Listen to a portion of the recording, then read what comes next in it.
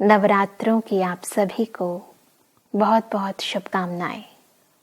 प्रतिवर्ष अश्वनी मास की शुक्ल प्रतिपदा से लेकर नवमी तक हम नवरात्रों का ये शुभ पर्व मनाते हैं। ये 9 दिन हमारे अंतर की शक्तियों को जागृत करते हैं, हमारे अंदर माता के प्रति श्रेष्ठ भावनाओं का उद्गम करते हैं। हमारे अंदर जो परोक्ष रूप में शक्तियां हैं, उन शक्तियों को जागृत कर संपूर्ण संसार में, हम सबके जीवन में नई शांति, सुख, आनंद, प्रेम, पवित्रता, सद्गुणों, दिव्य गुणों का संचार करते हैं। प्रत्येक वर्ष हम बहुत ही धूमधाम से सुंदर दिनों को मनाते हैं। हम देखते हैं कि सभी भक्तजन इन दिनों में सर्वप्रथम सुंदर कलश की स्थापना करते हैं, अपने घरों में अखंड ज्योत जगाते हैं, व्रत, उपवास, नियम व धारणाओं को जीवन में अपनाते हैं। साथ साथ कन्याओं का पूजन भी करते हैं, रात को जागरण भी करते हैं। माँ दुर्गा का, माँ सरस्वती, माँ काली की आराधना करते हैं और यही उम्मीद करते हैं कि देवियाँ हमारे जीवन में तमाम दुख, अशांति, कलह, कलेश, विकारों को दूर कर सुख शांति लेकर आएंगे, हमारी सर्व मनोकामनाओं को पूर्ण करेंगे। परंतु वास्तविकता ये है कि हर वर्ष नवरात्रों का त्योहार हम सभी मनाते हैं, परंतु इंसान की कामनाएं वो तो दिन प्रतिदिन बढ़ती ही जा रही हैं। संसार में बुराइयां और बीमारियां वो भी हम देख रहे हैं कि इतनी तीव्र गति से बढ़ रही हैं। ऐसे में यदि हम कहें कि नवरात्रों का ये त्योहार हमारे अंदर की पुराने विकारों को, संस्कारों को, हमारी विकृतियों को सदा के लिए खत्म कर देगा, तो उसके लिए जरूरत है आध्यात्मिक ज्ञान की। और सही मायने में जो भी हम भक्ति, पूजन, आराधना करते हैं, जिन भी विधियों को अपनाते हैं, उन्हें यथार्थ रीति समझने की, तभी हम इन विधियों से सिद्धियां प्राप्त कर सकते हैं। तभी हम एक नव सूर्य का उद्गम अपने जीवन में कर सकते हैं, एक नव सृष्टि का आगाज कर सकते हैं। बहुत जरूरत है समझना कि क्या छिपा है उन विभिन्न कहानियों के पीछे जो हम भक्ति मार्ग में अक्सर सुनते सुनाते आए हैं। बहुत सारी कहानियां नवदुर्गा से संबंधित, इन नवरात्रों से संबंधित हम सभी ने सुनी है। विभिन्न पौराणिक कथाओं के माध्यम से, विभिन्न असुरों के माध्यम से, दुर्गा सप्तशती में, पुराणों में एक रूपक अलंकार के माध्यम से हम सभी को खूबसूरत संदेश दिया गया है, ताकि हम अपने जीवन के अंधकारों को दूर कर सकें। देखा जाता है कि नवरात्रि, शिवरात्रि, जन्माष्टमी ये वो त्योहार हैं जो रात्रि को मनाए जाते हैं, क्योंकि देवी देवताओं वो परमात्मा शिव सदा आत्मिक स्थिति में है, सदा अपनी अजर अमर अविनाशी स्थिति में है। अतः जब रात्रि शब्द उनके साथ प्रयोग में आता है, तो वह हद की रात्रि नहीं, अपितु बेहद की रात्रि हो जाती है। वो रात्रि जो कलह कलेश की रात्रि है, वो रात्रि जिसमें दुख है, अशांति है, परेशानी है, संसार के अंदर फैली हुई विकृतियां हैं, जिसमें काम है, क्रोध है, लोभ है, मोह है, अहंकार है, ईर्ष्या है, द्वेष है, घृणा है, भय है, आलस्य है। ये सभी आसुरी अवगुण जब संपूर्ण संसार में, प्रत्येक समाज में, हर व्यक्ति के जीवन में हावी हो जाते हैं, तब जरूरत पड़ती है उस परमात्मा शिव की शक्ति की। और जब हम परमात्मा से उस शक्ति लेते हैं, तो उस शक्ति के द्वारा ही हम अपने अंदर के इन अवगुणों को, हम अपने अंदर की इन विकृतियों का सदा के लिए सर्वनाश कर सकते हैं। और तभी हमारे अंतःकरण से दुर्गा, सरस्वती, काली, वैष्णवी, नैना देवी, ज्वाला, शीतला, ब्रह्मचारिणी जैसी अनेकानेक शक्तियां अपने आप ही उजागर हो जाती हैं। सबसे पहले समझते हैं इन पौराणिक कथाओं के पीछे छिपे हुए भाव को। एक बहुत ही सुंदर कथा नवरात्रों से संबंधित हम सुनते हैं। कहते हैं कि जब चारों युगों की समाप्ति का समय था, उस समय चिरातीत में मधु और कैटप नामक दो असुर, जिन्होंने संपूर्ण देवी देवताओं को अपने अधीन कर दिया था,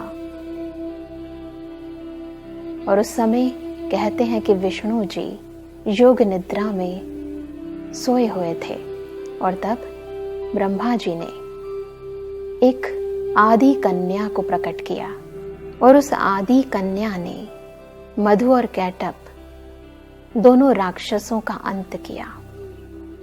इसी प्रकार एक कहानी दुर्गा सप्तशती में भी कही गई है। कहते हैं कि महिषासुर नामक एक राक्षस, एक दैत्य, जिसने समस्त देवी देवताओं को पराजित कर दिया था, जिसके कारण समस्त ब्रह्मांड में हलचल हो गई थी।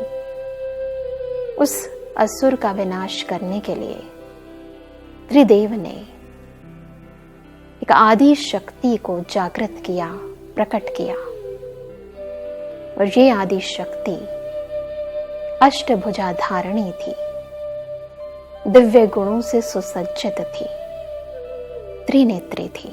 और उस आदि शक्ति ने महिषासुर नामक राक्षस को सदा के लिए खत्म कर दिया, विनाश कर दिया।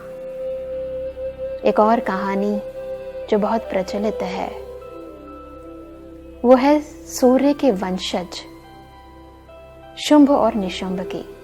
कहते हैं शुंभ और निशुंभ, इनके प्रधान सेनापति थे धूम्रलोचन, और उनके मुख्य कार्यकर्ता रक्त बीज थे, और साथ ही उनके सहायक कर्ता थे चंड और मुंड।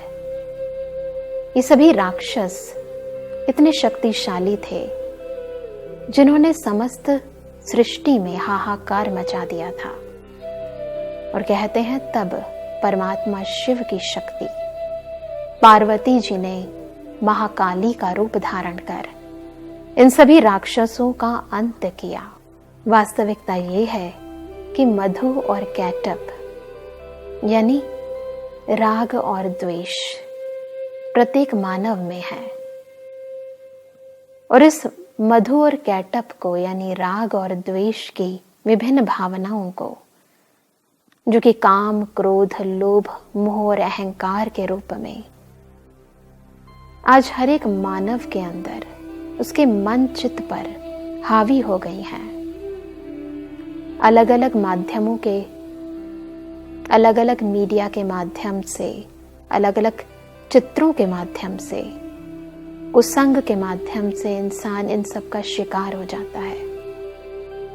बहुत जरूरत है कि अपने अंदर के इन विकारों का सर्वनाश करने के लिए अपने अंदर की सुषुप्त शक्तियों को हम जागृत करें। और इसी के लिए कहते हैं कि स्वयं ब्रह्मा जी ने आदि शक्ति को जागृत किया, प्रकट किया, तो जरूरत है अपने अंदर के आदि गुणों को जागृत करने की। आदि यानी जो स्टार्टिंग के गुण थे। वह समय जब हम सभी इस सृष्टि रंगमंच पे सर्वप्रथम आए थे। अपने अंदर की उन आदि गुणों को, आदि शक्तियों को जागृत जब हम करते हैं, तो ये जो बाह्य संस्कार हैं, स्वभाव हैं, ये जो विकृतियां हैं, तो ऑटोमेटिक इन विकारों का अंत हो जाता है, क्योंकि स्मृति से समर्थी आती है। जैसे जैसे हमें अपने आदि अनादि संस्कार स्मृति में आते हैं, याद रहता है कि वास्तविकता में हम स्वयं परमपिता परमात्मा की शक्ति हैं, उस ज्ञान सूर्य की, शिव की शक्ति है। मास्टर ज्ञान सूर्य हैं, मास्टर सुख सागर हैं, मास्टर शांति सागर हैं। तो हमारी आंतरिक शक्ति हमें समर्थी प्रदान करती है, और इसी शक्ति और समर्थी से हम इन विकृतियों का अंत करने के लिए समर्थ हो जाते हैं। इसी प्रकार हम देखते हैं कि महिषासुर, यदि इस शब्द को हम विच्छेद करें तो महिष यानी भैंस। आज इंसान की बुद्धि भैंस के समान, यानी हर एक इंसान विवेकहीन हो गया है। निर्णय शक्ति, परखने की शक्ति, क्या ठीक है क्या गलत है, उसे समझ ही नहीं है।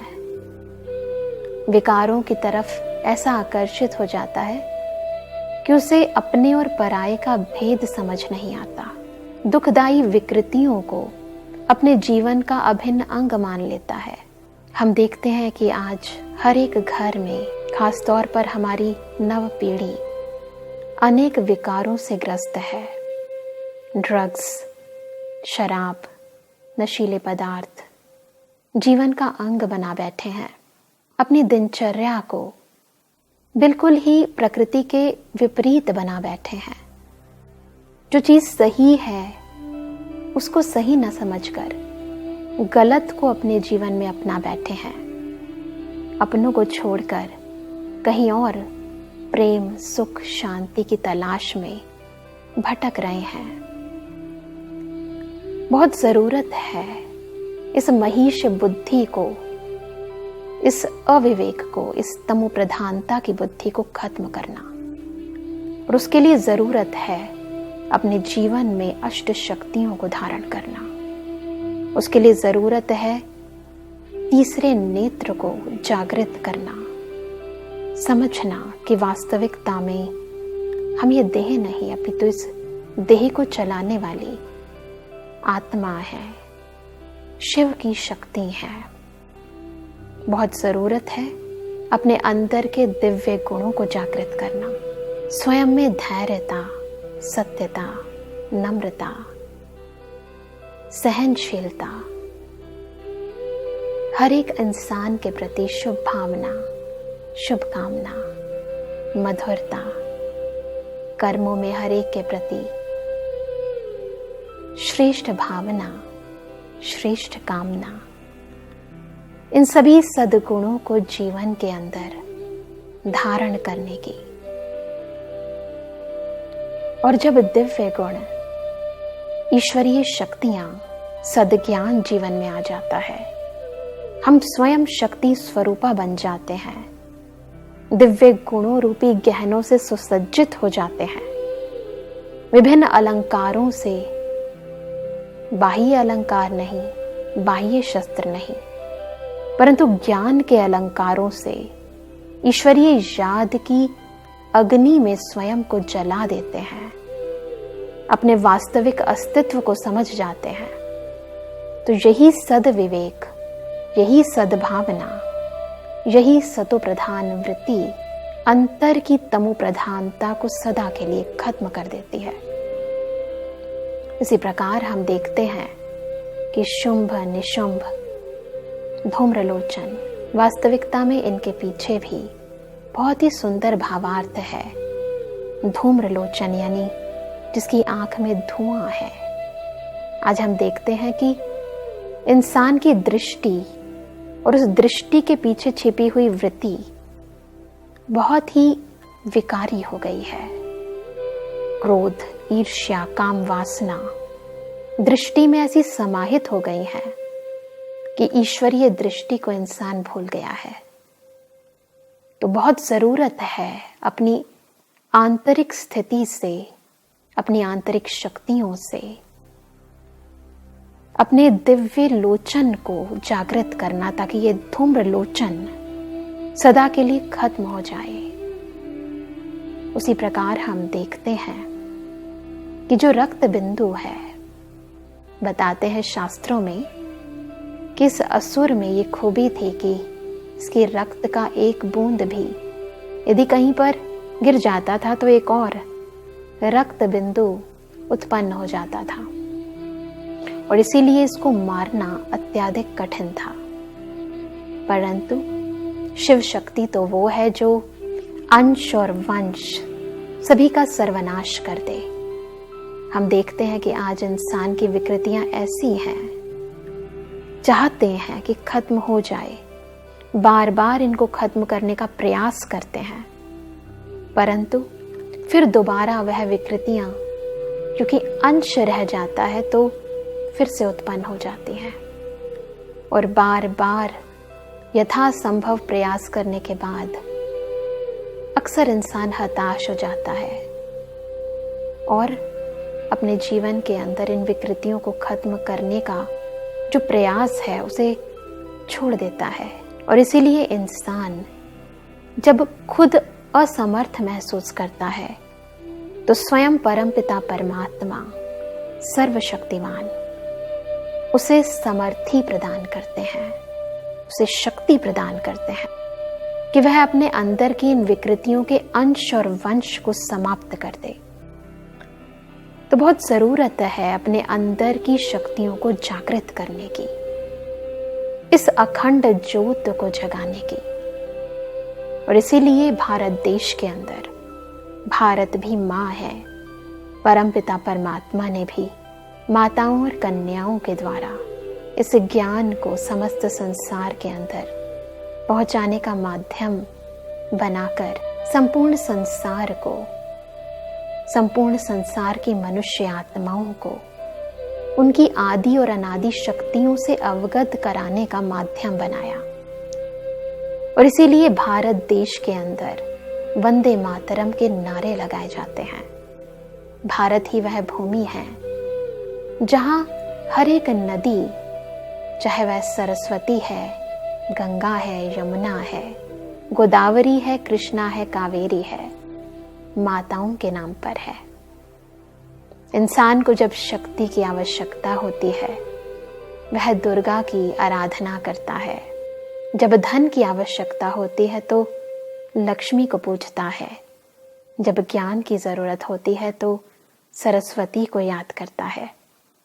हम देखते हैं कि नवरात्रों पर हमारी माताएं, बहनें, समस्त भक्त जन रात्रि को जागरण करते हैं। वास्तविकता में उस जागरण की आवश्यकता नहीं, परंतु अंदर की जागृति की आवश्यकता है। साथ ही हम देखते हैं कि इन दिनों में सभी लोग व्रत उपवास करते हैं, नियम और संयम अपने जीवन में अपनाते हैं। वास्तविकता ये है, व्रत और उपवास हमें जीवन के अंदर संयम और नियम को अपनाने के लिए प्रेरित करते हैं।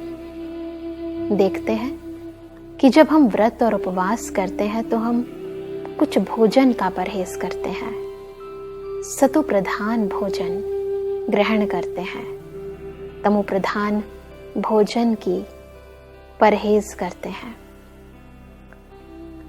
जीवन के अंदर केवल सतो प्रधानता को भोजन तक सीमित रखना नहीं है, वास्तव में मनसा वाचा कर्मणा सतो प्रधानता को अपनाने की बात है। केवल अशुद्ध भोजन बाह्य रूप से स्वीकार या अस्वीकार करने से तन को तो जरूर लाभ मिलेगा, परंतु यदि हम अपने मन को नेगेटिविटी से व्यर्थ भावनाओं से, व्यर्थ बातों से, अशुद्ध चित्रों से, चलचित्रों से दूर रखने में समर्थ होते हैं। इस नेगेटिविटी का परहेज रखते हैं। अपने कानों को प्रकार की व्यर्थ बातों से, ईर्ष्या और द्वेष की भावनाओं से परिपूर्ण बातों से दूर रखने में समर्थ हो जाते हैं। तब हम देखते हैं कि हमारे मन की शक्ति बहुत ज्यादा स्ट्रांग हो जाती है, क्योंकि अन्न का तो मन पर प्रभाव पड़ता ही है, परंतु दृष्टि और दृश्य का, आसपास की आवाजों का भी प्रभाव हमारे मन चित्त पर जरूर पड़ता है। और यदि हम इसका परहेज कर लें तो हमारे मन की समस्त शक्ति, हमारी समस्त ऊर्जा नियंत्रण में आ जाती है। जब हम अपने भोजन पर परहेज करते हैं, अपने मुख पर परहेज करते हैं, व्यर्थ नहीं बोलते, नेगेटिव नहीं बोलते, अपनी दृष्टि पर परहेज रखते हैं, अपने सुनने की शक्ति पर परहेज रखते हैं, ऑटोमेटिकली हमारे कर्मों पर उसका असर पड़ता है। वास्तविकता में जब हम अपने मन को पूर्णतः कंट्रोल करके विभिन्न विकृतियों से, विकारी वृत्तियों से परहेज करके कोई भी दृढ़ संकल्प करते हैं, तो वह दृढ़ संकल्प अवश्य सिद्ध होता है। आमतौर पर जब हम स्वयं से प्रतिज्ञा करते हैं कि आज से मैं क्रोध नहीं करूंगी, आज से मैं इस बुराई को अपने जीवन में नहीं धारण करूंगी, किसी को दुख नहीं दूंगी, तो वह हमारे उस मन से निकले हुए संकल्प होते हैं जिन पर अनेक प्रकार के मनोभाव, अनेक प्रकार की परिस्थितियों का, अनेक प्रकार की बातों का प्रभाव होता है। परंतु जब नवरात्रों में हम अन्न को, मन को, बोल को, हर कर्मेंद्रिय को नेगेटिविटी से दूर रखकर दृढ़ संकल्प करते हैं, तो वह संकल्प अवश्य सिद्ध होते हैं, क्योंकि इन संकल्पों के अंदर केवल आत्मिक शक्ति नहीं परंतु ईश्वरीय शक्ति भी समाहित होती है। तो क्यों ना इस बार हम नवरात्रे को एक आध्यात्मिक अर्थ के रूप में मनाएं, अपने जीवन के अंदर सदा का उपवास रखें, यानी सदा परमात्मा के समीप रहें। क्यों ना दुर्गा को, सरस्वती को, काली को, वैष्णवी को, शीतला को अपने अंतःकरण में जागृत करें, ऐसी जागती ज्योत जगाएं जो न केवल हमारे जीवन को परंतु संपूर्ण सृष्टि को जगमगा दे, दीपावली ले आए, अंतःकरण के विकारों को सदा के लिए भस्म करके सच्ची विजयदशमी हम मना सकें। ऐसे नवरात्रे, ऐसे नए दिन, ऐसा नवयुग इस संपूर्ण सृष्टि पर आ जाए। ओम शांति। प्रभु शरण आ